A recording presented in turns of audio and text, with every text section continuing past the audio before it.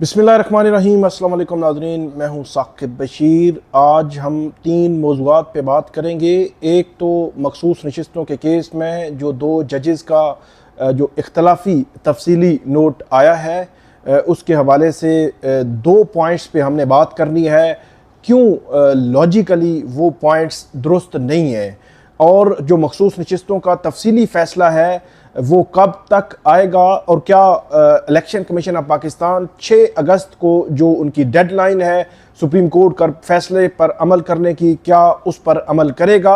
और इसी के साथ हम बात करेंगे कि हुकूमत क्या करने जा रही है। पहला हमारा टॉपिक जो है वो ये होगा। दूसरा हमारा मौजू होगा जिस पे हमने कल तफसील के साथ बात की, आज मुख्तसरन मैं बात करूँगा। आज 5 अगस्त है और 5 अगस्त 2023 को इमरान खान की गिरफ्तारी हुई थी। तब से लेकर अब तक इमरान खान गिरफ्तार हैं, कैद में हैं।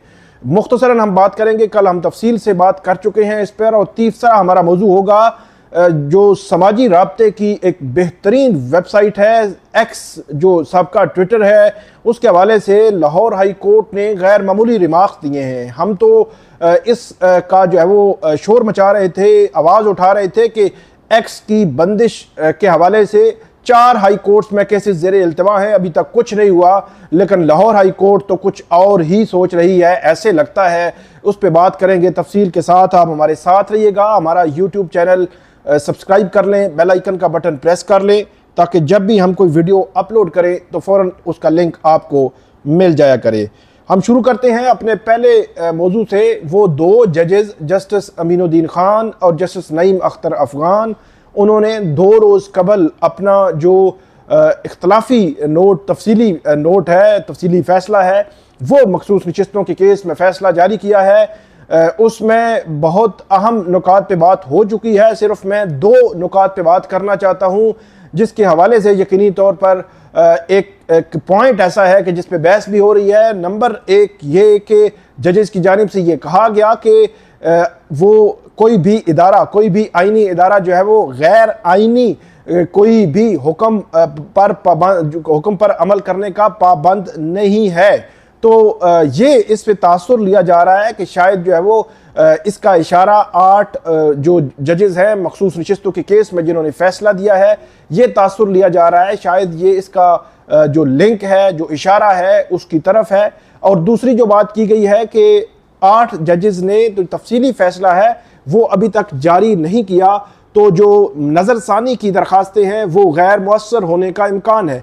तो ये 2 पॉइंट्स मेरा ख्याल है गैर ज़रूरी तौर पर इसमें आए हैं, क्योंकि नज़रसानी की दरखास्तें कब हैं, कैसे हैं, वो एक मुस्तकबिल का मामला है।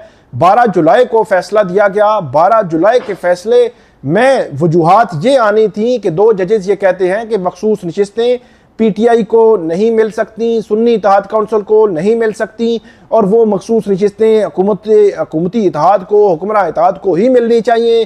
पेशावर हाई कोर्ट का फैसला दुरुस्त था या इलेक्शन कमीशन का फैसला दुरुस्त था। 2 जजेस ने सिर्फ इस हद तक बात करनी थी, और अपने जो पॉइंट्स थे, अपने जो लीगल पॉइंट्स थे, जो लॉ पॉइंट्स थे, वो उसमें उन्होंने जिक्र करना था। लेकिन उसमें जो वकला के दलाइल थे, वकला के जो आर्गूमेंट्स थे, उसको भी रिप्रोड्यूस उस तरह नहीं किया गया। और इसी के साथ जो PTI के हवाले से बहुत ज़्यादा बल्ले के निशान केस का फैसला ज़ेरे बहस रहा, उस पर उस तरह बात नहीं की गई, क्योंकि बल्ले के निशान केस का फैसला जो था 13 जनवरी का, उसके हवाले से सुप्रीम कोर्ट के 8 जजेस और बाकी 3 जजेस, 11 जजेस सुप्रीम कोर्ट के इस बात पर मुत्तफिक हैं कि 13 जनवरी का सुप्रीम कोर्ट का फैसला, उसकी गलत तशरीह जो है वो की इलेक्शन कमीशन ऑफ पाकिस्तान ने, जिसकी बुनियाद पर यह सारा इजहान बना। इन पॉइंट्स को भी उसमें जिक्र नहीं किया गया। बहरहाल जजेस का अपना पॉइंट ऑफ व्यू था जो उन्होंने दिया। 2 जो इसमें नुकात थे वो मैं ये समझता हूं कि गैर जरूरी थे। फिर एक और बात के सैक्ड एम्प्लॉयज का केस था, हजारों की तादाद में जो पीपल्स पार्टी की हुकूमत थी 90s में, वहाँ पे जो मुस्लिम लीग नून की हुकूमत है, पीपल्स पार्टी की हुकूमत में, ये मुलाजमीन मुख्तलिफ महकमों में इनको मुलाजमतें दी गई। फिर मुस्लिम लीग नून की हुकूमत आई, उसने उनको हटा दिया। फिर ये मामला आया, फिर उनको जो है वो वापस लाया गया। मतलब एक कानूनी जंग जो है वो चलती रही सुप्रीम कोर्ट ऑफ पाकिस्तान में। उस हवाले से रिव्यू पिटीशन दायर थी। चीफ जस्टिस उमर ता बदयाल थे, उनके साथ जस्टिस अमीनुद्दीन खान भी मौजूद थे जो इन 2 जजेस में शामिल हैं।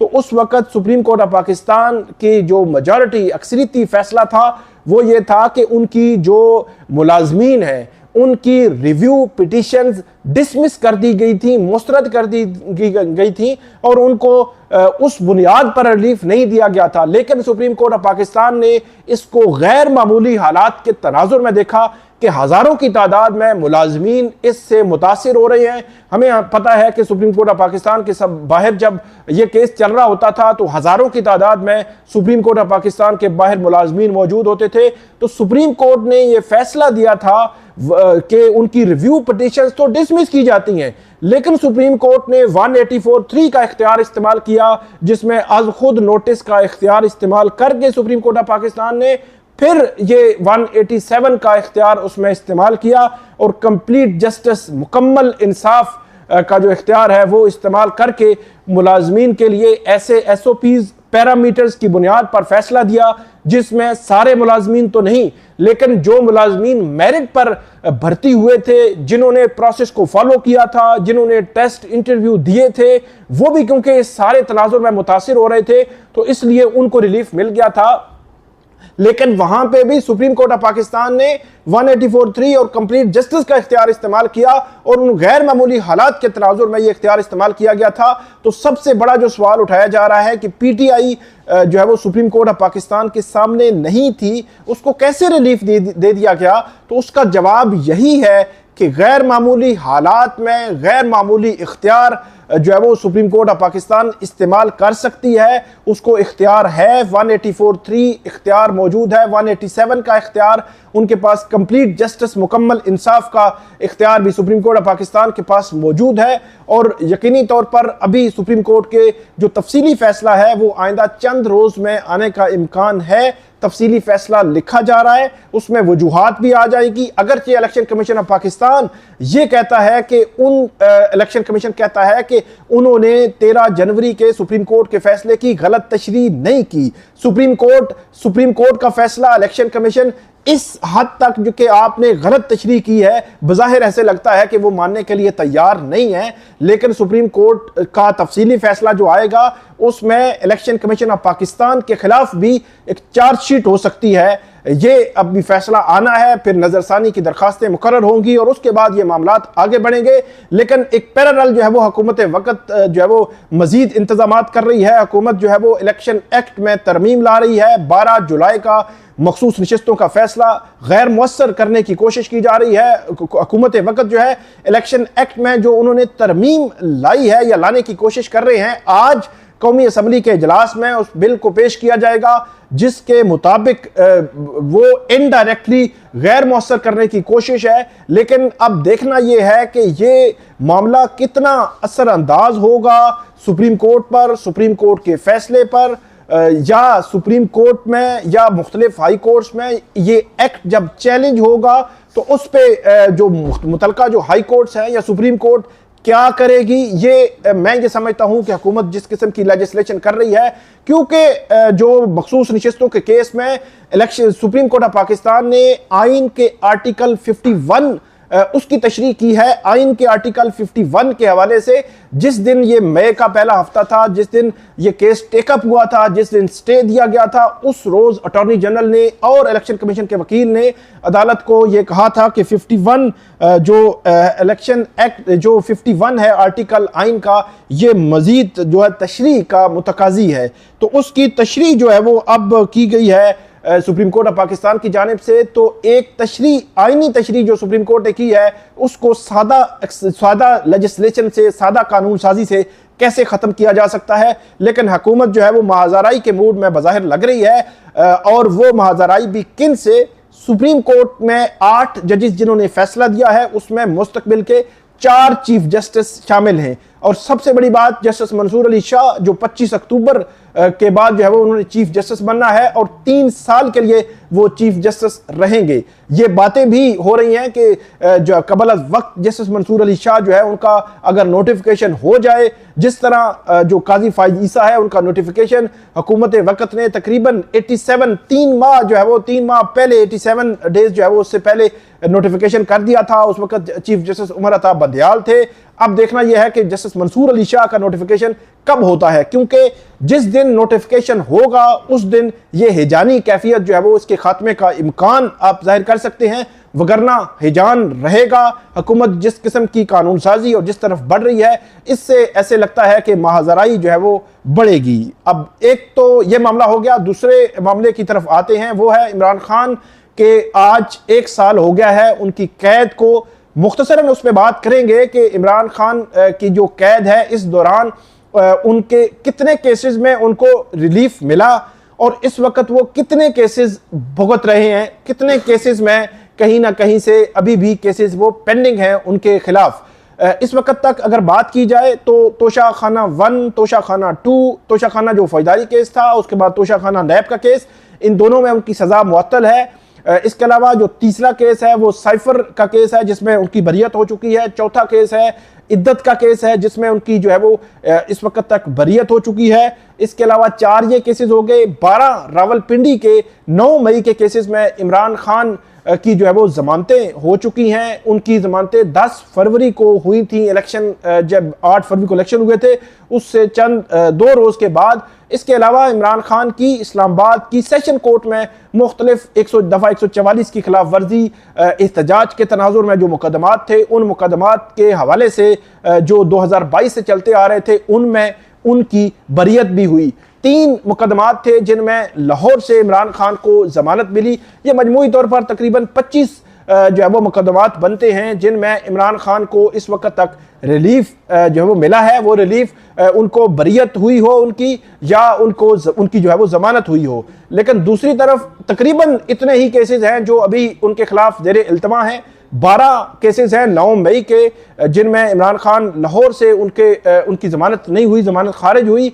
12 वो केसेस हैं। इसके अलावा 190 मिलियन पाउंड केस है। इसके अलावा तोशा खाना का केस है जो नैब जो है वो अभी उस पर इन्वेस्टिगेट कर रहा है। तो 190 मिलियन पाउंड केस का ट्रायल चल रहा है। ये टोटल 15 हो गए। इसके अलावा 8 से 9 केसेस ऐसे हैं जो इस्लामाबाद की सेशन कोर्ट में और इंसदाद दहशतगर्दी अदालत में ज़ेरे इल्तवा हैं जिनमें इमरान खान की जमानत कबल अज गिरफ्तारी की दरखास्तें जो है वो ज़ेरे इल्तवा हैं। तो ये तकरीबन 22, 23 या 24 केसेस बनते हैं। लेकिन ये तो वो केसेस हो गए जो ग्राउंड पे मौजूद हैं। 2 केसेस ऐसे हैं जो है वो पाइपलाइन में आप उसको कह सकते हैं कि हुकूमत वक्त FIA ने 1971 शेख मुजीबुर रहमान के हवाले से जो एक जो है वो ट्वीट हुई थी इमरान खान के जो अकाउंट से, उसके हवाले से FIA तहकीकात कर रही है। उसका अभी तक मालूम नहीं कि उस हवाले से तहकीकात में क्या मुकदमा दर्ज कर लिया गया है या मुकदमा दर्ज नहीं किया गया। एक बात। दूसरी, पंजाब हुकूमत ने एक मुकदमा दर्ज करने का कहा था कि इदारों के खिलाफ इमरान खान ने बात की है और वो कोई सहाफ़ी थे उनकी कंप्लेंट पर, वो भी अभी जो है वो सामने नहीं आया मामला कि क्या उस पर मुकदमा दर्ज हुआ है या नहीं। तो मजमूई तौर पर 25 जो है वो ऐसे मुकदमात हैं, 25 से ज़ायद, कि जिनमें इमरान खान को रिलीफ मिला 1 साल में, और 25 के राउंड अबाउट ही हैं जिनमें अभी वो किसी न किसी लेवल पे ज़ेरे इल्तवा हैं, जिनमें अभी जमानतें चल रही हैं या कोई नैब जो है वो बनने जा रहे हैं। तो ये 1 साल का खुलासा है जो इमरान खान के हवाले से, जो 5 अगस्त 2023 से लेकर 5 अगस्त 2024 तक ये जो है वो मामलात हैं। इसमें जो इमरान खान के 190 मिलियन पाउंड केस है वो अपने इख्तितामी मराहिल की तरफ बढ़ रहा है। उनका ट्रायल अपने कंक्लूजन की तरफ बढ़ रहा है। तफ्तीशी अफसर ने अपना जो बयान है उसमें रिकॉर्ड करा दिया है। 7 अगस्त को उसके बयान पे जरा होनी है। जज जो है नासिर जावेद राना, ये चौथे जज हैं इस केस में, वो जो तब्दील हो चुके हैं। पहले जज मोहम्मद बशीर, फिर जज से नासिर जावेद राना, फिर मोहम्मद अली वड़ाइच और अब फिर नासिर जावेद राना जो है वो इस केस को सुन रहे हैं। ये केस अपने कंक्लूजन की तरफ बढ़ रहा है। ओवरऑल ये 5वां केस होगा जिसमें इमरान खान का ट्रायल मुकम्मल होगा। इससे कबल 4 में ट्रायल मुकम्मल हुए और चारों में इमरान खान को रिलीफ मिल चुका है।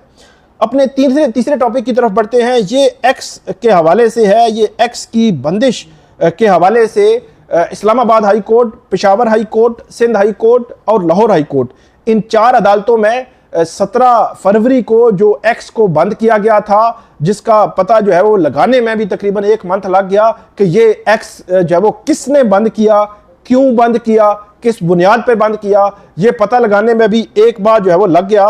लेकिन अब जो मामला सामने आया कि चारों हाई कोर्ट्स में ये केस ज़ेरे इल्तिवा है, लेकिन हैरानकुन तौर पर अभी तक इन केसेस में कुछ नहीं हुआ। ये केसेस किसी तरफ नहीं बढ़े। लेकिन दूसरी तरफ chief justice Lahore high court ने आज एक गैर मामूली रिमार्क्स दिए हैं। उनके असरात जो है वो हमें आइंदा आने वाले दिनों में नजर आ सकते हैं।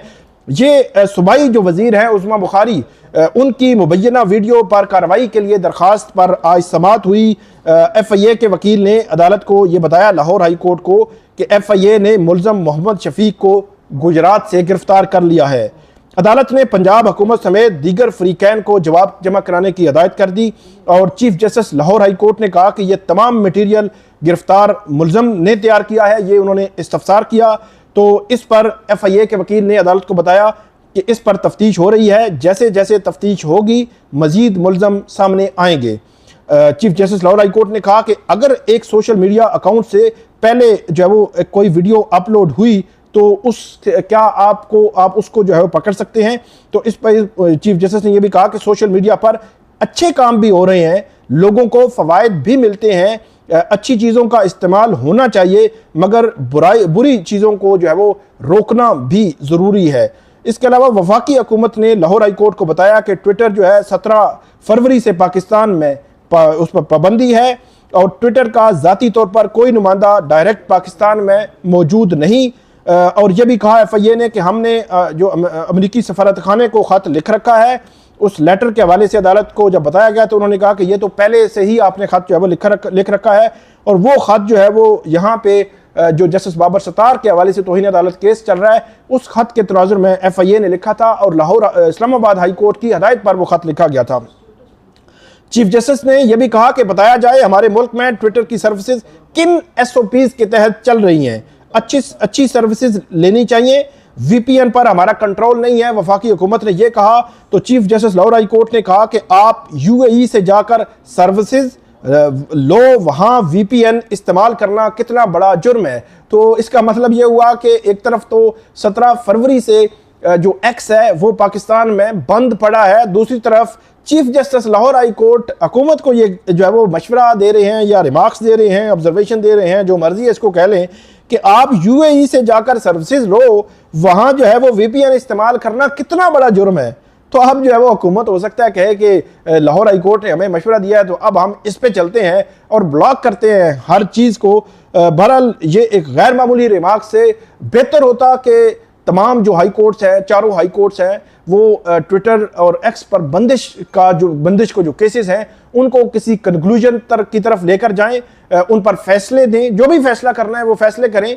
क्योंकि जब पिछले दिनों जब press association of supreme court की वहाँ पे हलफ बर्दारी थी, तो उस हलफ बर्दारी की तकरीब में ये मामला जब जो जजेस थे सुप्रीम कोर्ट के उनके सामने सहाफ़ियों ने रखा, तो उनकी जानिब से कहा गया कि 4 हाई कोर्ट्स में ये केसेस ज़ेरे इल्तवा हैं, तो जब सुप्रीम कोर्ट आएंगे तो हम देख लेंगे। तो ऐसे लगता है कि चारों हाई कोर्ट्स खुद भी नहीं डिसाइड कर रही और मामला सुप्रीम कोर्ट की तरफ भी इस तरह नहीं जाएगा। तो बेहतर ये है कि चारों हाई कोर्ट्स में से जिसने जो फैसला करना है, जिस बुनियाद पर फैसला करना है, जिस कानून के तहत फैसला करना है, उसको करे। ये एक मफाद आमा का केस है। इतनी बेहतरीन एक सोशल समाजी राब्ते की वेबसाइट है एक्स, उसकी बंदिश मेरा ख्याल है हैरान कुन भी है, और ख़ास तौर पर जो सोशल मीडिया लोग जानते हैं उनको इस चीज़ का इदराक ज़्यादा जो है वो हो सकता है। तो ये आज के हमारे 3 मौज़ूआत थे। उम्मीद है आपको हमारी आज की वीडियो पसंद आएगी। इस पे फीडबैक दीजिएगा, कमेंट कीजिएगा। बहुत शुक्रिया।